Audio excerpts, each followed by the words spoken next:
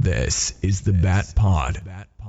Welcome to the Bat Pod, a Batman comic book discussion podcast. On today's show, we're going to be discussing Batman number 4. Grab your bat microphone, it's time to start the show. Like a quart of owls, the mystery is starting to grow. Let there be no debate, it's about to begin. Keen like Bruce Wayne, quick like Tim Drake, fierce like Damien. Grab your headphones, listen up, you know you love it. Drop the facade. Like the Dark Knight detective, they've got some perspective. They're a pure crime-fighting collective. It's the Bat Pod. Welcome to this episode of the Bat Pod. My name is Bill Bere, and joining me tonight, the baby new year of the Bat Pod, J. David Weeder. You're not going to like buying diapers for that, but okay. Probably not. It is in the new year. We hope everybody has had a good new year. We're recording this on the 1st of January, so it'll be out pretty soon. But first Bat Pod of 2026. We got another new issue tonight. Ladies and gentlemen, this is 4 issues in a row of new comics. I don't even know who I am anymore. Yes, I barely recognize you. Actually, I can't even see you, so. Yeah. There's that. If you'd like to join the conversation or emails the podcast at thebatpod.com, we are on Blue Sky, X, Facebook. Just search the Bat Pod podcast. If you listen to us on Apple Podcasts, please consider giving us a review. We'd really appreciate it, and we'll read it right here on the podcast. So we're going to go ahead and head to our book. The Bat Pod is a spoiler podcast. Please read the comics we're reviewing so you can enjoy the show. It is critical you pay attention at this time. Ready to blast off into Marvel's Novaverse? Join Xandar Radio, a Nova podcast, your ultimate destination for everything Nova. I'm Doug Smith, producer and co-host of Xandar Radio.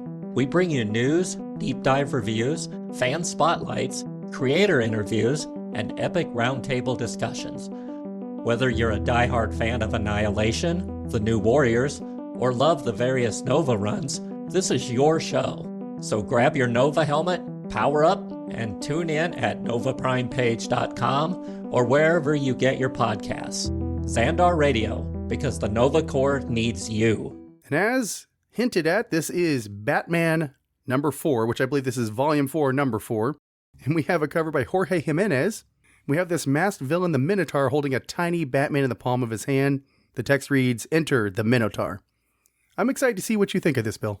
This was an interesting cover just because this character is coming out of nowhere. We had no hints, really, that I recall of this character. So it's kind of interesting. Mm-hmm. He seems to be in control of everything, and then he has Batman in the palm of his hand, basically. And how many fingers does he have? He has a bunch. Yep, 7 fingers on one hand. That is interesting. I was going to say this is the weakest cover we've had, and to some extent on the layout, it's fine. It's not bad artistically, but I don't know if we've commented a lot on the colors in the book and on the covers. The colors are really solid all the way through. Yeah, they are. And this one has this sort of red light feeling. That actually sells the cover to me. It's just the color. I don't really know what's going on there, and I didn't, did he miscount the fingers, or is this, I guess we will see. Oh, we will. So our story is entitled Drop the Smoke, written by Matt Fraction with art by Jorge Jimenez again, colors by Timu Mori, and letters by Clayton Cowles. I have a very brief synopsis, thankfully. As Bruce Wayne, our hero, investigates the Crown of Storms based on his interaction with the Riddler last issue. He visits Dr. Zeller, who works at Arkham Tower if you remember her, and makes a date with her to get more information.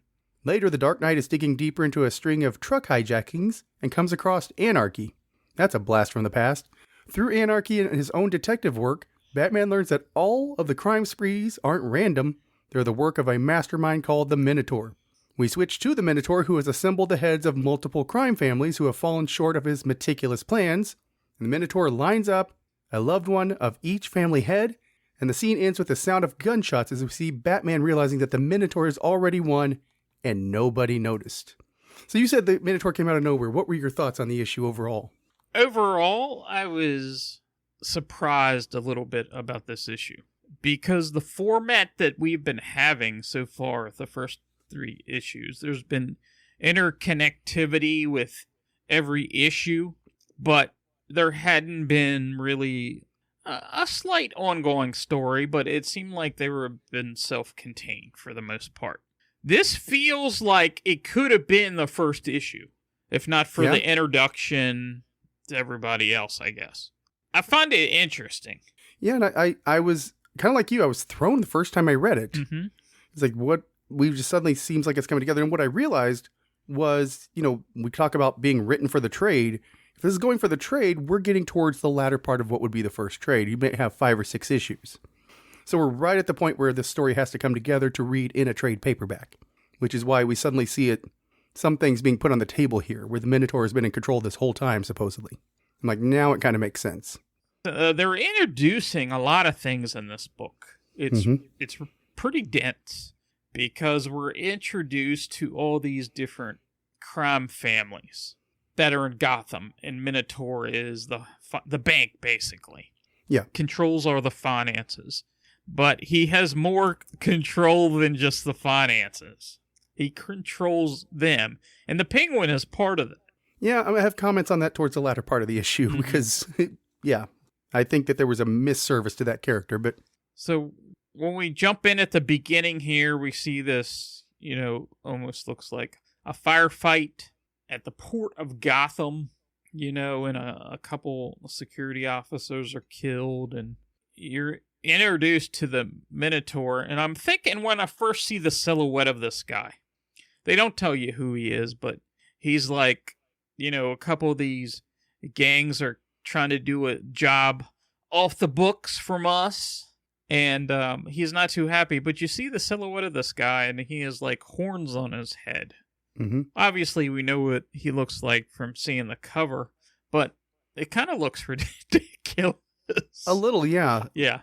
I know we have a bull motif, but until you see him in full, it looks, ridiculous is the perfect word. Now, did any of these crime families exist prior to this in the recent history? They don't seem familiar to me. Okay. From my memory, but I'm not going to say my memory is that great. But none of them seem to be familiar. Of course, the Penguin's familiar, but I've never heard, his crew, the Den of Thieves, mentioned before. Right, yeah. It's just a cobblepot crime family. Right. I did like how, they're going to freeze all their accounts. And he kept mentioning tourists, and we get introduced to what that is later in the issue, and it kind of makes sense what's going on here, and his little symbol he has on the floor in his lair. I did like the way the art portrayed his shadow. It looks like some kind of creature. Yeah, something more than human. Yeah, as he's walking out. And then we get reintroduced to Dr. Annika Zeller, which we saw a good bit in the first issue. We've seen her on television talking about this Crown of Storms. Mm-hmm. And Bruce, it was a pretty amusing, scene we get here. Bruce comes into his own building, and he wants to talk to her, and she's like, talk to Dr. Batman. And he's like, who? These little stuffed animals. They must have had a sale or something, and everybody grabbed them. Because that's what they used as the bat signal last time. They put that particular stuffed animal into a window. Yes. And she's not even turning around to look. She's doing the little Tony Stark thing, with all the hologram screens, like in midair, and doing her thing with that. And he's just comes in, and she says, "Are you new here? First time in the building?" He says, "Actually, yeah, it is." But that suits him perfectly.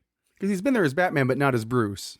And they have met. And the coolest thing that happened in this scene, once he catches her on the treadmill, he actually hits stop, catches her, and he says, "Bruce Wayne, hi." And I very clearly heard Kevin Conroy, too. Yes. But she says, "Have we met?" And then there's one panel that says 3 issues ago and has a panel of them meeting, as Batman and the Doctor when Killer Croc broke out. Just that panel. I thought that was pretty cool. Yeah, and I like the way that caption's there. It looks like almost like a subway sign. Yeah. And it has an arrow pointing to 3. Mm-hmm. I thought that was pretty cool, the way they did that. And it sounds like he wants to have, he wants to talk to her. He says he popped in the building after events of last night with the Riddler and whatnot. And I can't tell if he wants it to be a date or not. I can't. I feel like he might have gotten interested in her in that conversation. I guess it's possible. And she's wearing Crocs. Yeah, she is wearing Crocs, and he basically says, "My time and attention are all yours tomorrow night. Say 7, I'll pick you up. Sorry to interrupt your flow." And she says, 7? 7 what? And then she walks out in the hallway, and the other people that work there said, "You have a date with Bruce Wayne?" What? No, what? What? No. You have real shoes, right? And they point out to her Crocs. Yep. I wouldn't think they're good workout shoes. Maybe they are. I But wouldn't maybe work she out was in them. just, she must have been walking slowly. I can't imagine her jogging on that thing. No, she didn't even have them in sport mode. Yeah, No. yeah. She was, I think, walking pretty slow. So then we jump to a scene where we get, it's not the Gotham Gazette, it's the Gotham Eve, which is apparently... The Gotham Eye. Oh, yeah. It took me forever to figure that out, too, because they have a pyramid on top of it, much like the Daily Planet. Yes. I dig that a lot. You're right. The Gotham Eye. I don't know why I didn't pick that up. Because it's hard to read. It is. It's, you almost need, if you zoom on digital, you can see its eye. But yeah, the Gotham Eye. I don't know, the Gotham Gazette is still there, I would think. Mm-hmm. It's just, at one point, they said, one point in time, there were 17 newspapers. 17? Is that right? Doesn't it sound like a lot of newspapers? I mean, yeah, for a city like Gotham, I know New York had a ton. LA but had not a so ton. much anymore. Yeah, because you also have, you have your big institutions, but you have your tabloids as well, and I think the Gotham Eye is a tabloid. A little bit more rumors, etc. Did you get that this was like a tabloid and not a real newspaper? Is that what you That was my read of it, yeah. Okay. They're starting at the bottom because the Gotham Gazette's not going to look at what they have. This young boy who, he's more like 12 or 13 or something, or maybe a touch younger, he witnessed Vandal Savage, planting evidence a few issues ago, and he came to this reporter, Jack Dean, and they're at this newspaper. He's going to talk to the managing editor, who apparently he got fired because he was drunk. Yeah, alcoholic. Yeah, alcoholic. And he doesn't even work there anymore. And I guess he got thrown out of And there's the a office. weird subplot that starts there. Because they start mentioning red steam. Yes. And they mention the background.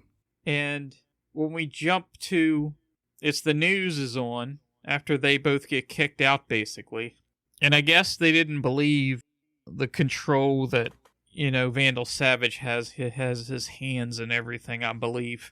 Control of everything. On this news report, that's where we see, is this a possible chemical attack? We see this red steam, they call it, coming out of different places in the city. It's a little freaky. But especially in Gotham, I would get nervous. Yeah. A spokesman for Gotham Water and Power insisted nothing's wrong, and a proper explanation remains forthcoming. The spokesman also said, go back to sleep, and that everything's fine. Something tells me it's not fine. Yeah, that's something brewing to something. So, and then we get an introduction to one of your favorite characters of all time. I don't know about that. Anarchy, who actually was introduced, around late 80s, early 90s area. That was very much a Brayfogle character and Alan Grant character. Yes. And his actual first appearance was Detective Comics 608. It's November 89, and that was Alan Grant, as you said, and Norm Brayfogle. And he even had a spin-off series in 1997. Do you remember the Anarchy spin-off series? I know of it, yes. I did not read it. I was always put off by his design. I think I read a couple issues, but He looks kind of ridiculous. Mm-hmm. He was always an okay. There wasn't anything about him that was like, ooh, I need an ongoing series. No, exactly. Well, I thought the same thing of Azrael, but he had a series that went on for a while. Yeah, his went over 100 issues, so. Right? I would have lost that bet, I can tell you that. So we get a reintroduction to him here. I know he's last showed up a few times. The New 52 had a story, reintroducing him. I think it was Detective Comics. Here it's, he doesn't seem to, he's maybe aged a little because he's like an older teen, it appears here. And, Batman, Batman left him a note. He says, friend of yours, ? Seem pretty stupid. And he says, B. And he jumps out a window, and this is my favorite panel. He jumps out of the window, and Batman catches him. You can see the red steam in the background. Mm-hmm. Of course, he's using his bat hook, and it has a little explanation of, what it is and how it works and that sort of thing. It's such a cool shot. It's a full-page splash, and it looks gorgeous. Yeah. And it's a crash. And, his cape is in the moon. The moon is very full in the background. What's your plan here, Lonnie? Jump out of a window with no escape? And they go back and forth, but the fighting here, can I ask you this? Did they just give a shout out to Norm Brayfogle a little bit? It feels like it because, and it's a weird observation, his ankles, the way that Batman is posed, all of it looks like Brayfogle, yes. Yes. That particular page where he kind of knocks him silly after he gets hit with some green gas of some sort. And then you got an explanation that he was hired to steal this truck, and there's a dead driver, dead cops, dead thugs, and all these different gangs are after him. And, he said a guy paid him $1,000 to boost the truck and dump it in the river. That's all. Then everything went bad. It's hard to figure out where anarchy even fits anymore in Gotham. He's in this issue, but by reading this, does it make you think, oh, I want to see more anarchy? No, and I was disappointed because there was a moment in the first panel where I thought it might have been Harper Row. And I'm like, yes, let's bring Harper Row back because that was a good character. No, this doesn't feel like, okay. It just feels like a one and done for him. He's basically put in the story. Batman knows who Lonnie is. He's basically put in the story to tell him there's a new guy in charge of the organized crime. He's there to be exposition. But then we get something pretty interesting. We switch to Bristol Township, Old Wayne Manor. Mm-hmm. Now, if you aren't caught up on recent happenings, and I might have explained this before, Old Wayne Manor is inhabited by none other than your commissioner, Vandal Savage. A time when Bruce Wayne lost his money and the manor and that sort of thing. Looked like they're doing construction on that manor. Yep, they're doing something. It wasn't damaged or anything, correct? Not that I recall, no. Okay. That doesn't bode well then. I don't recall, actually. There was a Gotham War, and, that's when Savage was introduced, and then at some point there, they said Vandal was taking over the manor, and then, when he got his money back, they introduced that Pennyworth Manor would be, in Gotham and serve the same purpose. But, eventually they're going to go back to Wayne Manor and that sort of thing. Yep. It always goes back. Anyway, he has all these crime family heads there, and then in walks Monitor. Mm-hmm. He introduces what a torus is. Says a torus is one of the prom knots, 7 independent and interconnected loops made unbreakable together, just like us. And then each part of the family is introduced, of the different crime families that are part of this, including him, which he's the bank, is part of the 7. And he has 7 fingers. Mm-hmm. And he says, as long as the 7 of us work together in harmony, it's going to work out. And then he says, before the current unpleasantness, the profits were up 418% year after year. Year after year. So this has been going on for a while. Yeah, must be. And he's been in the background and nobody but knows about, apparently, until now. Or Batman just figured it out. He's been a little busy, He's had a lot of things going on. So this is where things kind of keyed in for me, by the way, for the whole run where we're at, because I was trying to figure out the Seven Fingers. I'm like, was there something in the lore of the Taurus or the Minotaur? So I went on a dive, and I accidentally found some information where Matt Fraction was talking about the fact that Minotaur's already won, and nobody noticed it. But he also mentioned that the Seven Fingers, it's a thing like James Bond villains. Do you watch many James Bond movies or reading the books? Oh, yeah. So that's when it keyed in for me. This Batman run is Batman as James Bond. I thought it was Iron Man, but it's James Bond. So this is somebody who's the shadowy organization that's taking over the world that you always see. Mm-hmm. And I'm like, okay, all the gadgets, everything, I'm in. It's a James Bond story with a cowl, and I like that. That is interesting. And you think, okay, how much of a villain is this guy? Well, he brought in all their family members, including the Penguin. And for the Penguin, they brought a penguin. Yeah, about that. That's the disservice. I thought they'd made the Penguin, he's a mob boss, but he's fairly normal. This is feeling this just feels dirty, is what it feels. It feels like they just did. So back in Tom King's run, they made it sound like in an issue or two that Penguin was having a relationship with a penguin.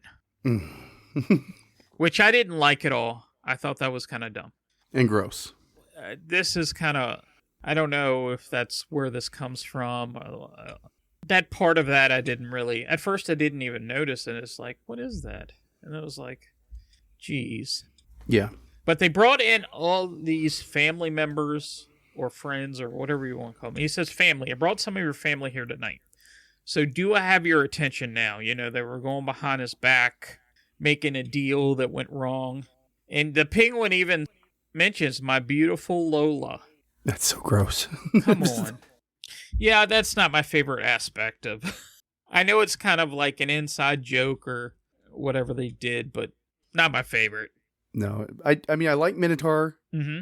I'm excited, but the whole penguin thing threw me off. But I'll tell you this, mark it down. If they take off that mask and it is the Joker, I will riot. Because that was some of the speculation. Oh, it's always got to be the Joker. No, it doesn't. It's not going to be the Joker. And I would almost say the calculator, but literally the calculator's right there with him. So I'm excited to see how that plays out, or if he's just an original creation. That'd be something fresh and new. I don't see any way that this is going to be the Joker.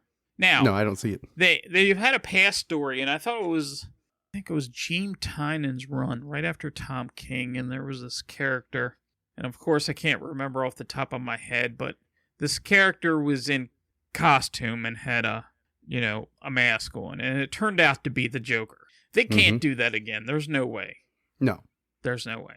But the Minotaur speaks up, and he says, see, the Taurus isn't really an organization like a gang or a family. It's a system, algorithm of crime. And I'm the only person alive who can keep that whole equation in my head. I built the world's first resilient criminal empire at scale. I guarantee you all infinite profit on an infinite curve, and it could only happen with us here and now, in this unique moment.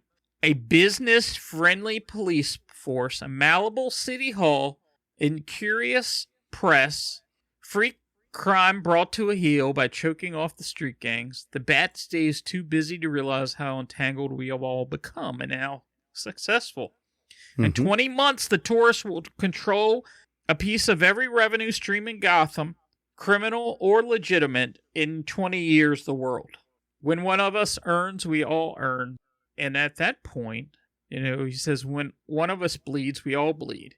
And he executes all the family members. Yes.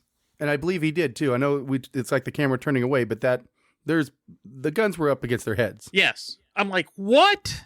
Okay. That is ruthless, man. Yes. He is truly evil. And I'm fascinated by this villain because, yeah, he is one of the most, ruthless is probably the best word I can come up with. He does not care because he's looking at that algorithm. He's seeing it mathematically. There's no empathy. There's no nothing. And this is the best way to keep his, 7 knots together. And I love that they describe it at the end as a labyrinth of crime and they're already trapped in it. I'm excited to see, and we always know our hero is going to win, but he had to have prepared for Batman figuring it out. I mean, he's been distracting with like Killer Croc and all the other stuff we've seen so far. And that's what he said. He's been distracted while. And that was when I had to go back and kind of do a quick skim of the others. I'm like, okay, that kind of tracks. And we've been distracted as well. And then we get a final scene here with Batman gliding through the city. We see the mist in the background. And just what Lonnie had told him, he's called the Minotaur. He turned Gotham City in a labyrinth of crime, and you're too late to stop him. We're already trapped inside of it with him, and there's no way out. And that was how Matt Fraction described him. He's a guy that's already won, and nobody realized it. And I'm like, okay, tell me more. I'm in for at least the next 2 issues, because that's going to form the first trade, and that's going to show us exactly what the Minotaur is capable of. Well, and I think, it's going to be, the first trade is going to be a continue. This story isn't ending in 2 issues. No, but it's going to hit a turning point. So I like it also in that city you see in the background, you see Gotham City, and it's that sign again. You don't have to be crazy to live here, but it helps. Now, you're reading the other Bat books at this time, correct? Yes. Does this feel like a part of them, of the greater tapestry, or is this pretty much its own program? The costume is part of the other books, but they're like on their own, basically. None of this has shown up. Well, Batman and Robin is ending in an issue. So that's totally ending. I think it's 2 issues. And then Detective is doing a story where Batman is affected by this toxin that he has no fear. Ooh, okay. And Gotham City is, that's Tom Taylor. That's actually a very good story. But it hasn't really, gone into this. I'm curious if upcoming, if they're going to mention anything but it has me looking forward to next issue for sure. Yeah. I want to see where this goes more than ever. Now, if it comes down to the end and it's just disappointing, that's going to be, that's any comic. You get to a point, and there's been comics I overstayed. To paraphrase Martin Riggs, I'm too old for this stuff. So right. And these are too expensive, by the way. I don't mean to get on my Apple box, but comics aren't what they used to be. They're not as cheap as they used to be. Oh, no. They are not. Now, I wore an onion on my belt, which was the style at the time. Yeah. So, talking about the Minotaur here, what do you think the helmet represents? And do you think it has any, there's that light coming out. It almost looks like Knight Rider's kit light on the front of his car, except it's vertical instead of horizontal. Is that light just going up and down? Because at one point it's not even on, but then it looks like it got turned on. Kind of, yeah. I don't know. I picture it like coming on and off when he speaks, kind of like Kit. That's probably a good example. No, the helmet's supposed to look like a bull, because Minotaur, half man, half bull. And the Taurus is another term for bull. So it's part of the imagery. It goes with the knot idea. But no, looking forward to next issue. The art in here is fantastic. I love the Norm Brayfogle shout out. Yeah, the art's top notch. Although, Jorge Jimenez, we've got an era where, we've got Jorge Jimenez, Dan Mora. We've got some phenomenal art coming out the door. Absolutely. Definitely. So, final thoughts? Are we keeping you around for another issue, I would assume? At least 1 or 2 at this point, yeah. Okay.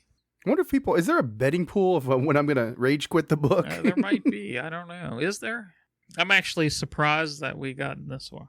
No, it's been a good title. I'm very, very pleasantly surprised. If we were doing, and I know people love this run, Sean Ross, I know people love this run, but the Tom King run was very frustrating for me. I didn't quit it, but I could have. You could have, walked away, salted the earth, and moved on. Right. So we'll see. So, okay, we're going to go ahead and head to what we learned. Come on, Robin. To the Batcave. We haven't 1 moment to lose. So, David, what did you learn in this episode? Well, based on the Penguin and his loved one there, I learned you cannot eat at everybody's kitchen. Okay, there you go. And I learned that if you have a boss and he walks around with a helmet and calls himself the Minotaur, you probably don't want to cross him. No, probably not. You probably don't want to cross him, just saying. Because that makes him crazy. Does he sleep in that thing? I mean, seriously. But yeah, we are... going to our regular episode. It will come out probably late January, early February, but we're recording a special episode with a guest. I'll just give a hint of who that guest is. He likes comics and coffee. And he may or may not have recently read the Batman Returns comic adaptation. Exactly. So if you can figure out those clues, you know who our guest will be. So before we get out of here, do you have any final thoughts or wisdom? I do, and it's about the country of Switzerland. I've been looking to see what the best things are about it, just in case I travel, and it turns out the flag is a big plus. Okay, there we go. It's 2026, ladies and gentlemen. Until next time, same bat time, same bat channel. We will see you later.